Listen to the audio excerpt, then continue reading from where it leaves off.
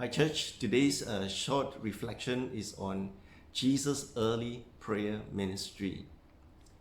Mark's gospel shows us that Jesus makes prayer a priority at the start of his ministry and his life. In fact, you see that when Jesus appointed the 12 disciples and also when Jesus was contending at the Garden of Gethsemane for the souls of men.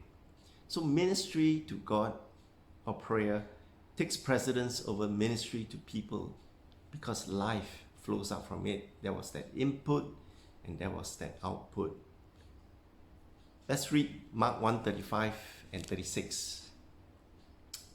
It says, "Now in the morning, having risen a long while before daylight, he went out and departed to a solitary place, and there he prayed. And Simon and those who were with him searched for him, and they found him and they said, 'Everyone is looking for you.'" Everyone is looking for you. Wow, it was almost like Jesus did not want to be found. He did not want to be disturbed because he was praying in solitude to God. It was a precious moment and cherished by the Lord. Here Jesus is giving priority to praying before any human endeavors.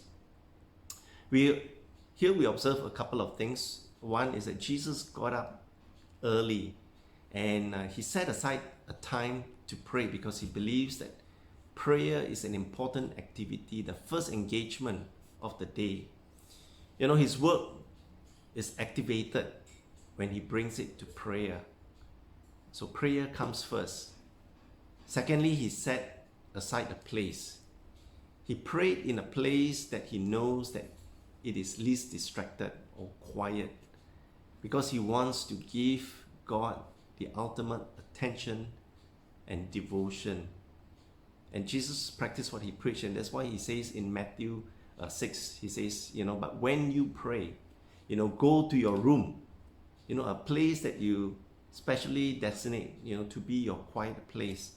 And there you close the door and pray to your Father who is unseen. So it's just in that room, it's just between you and God alone.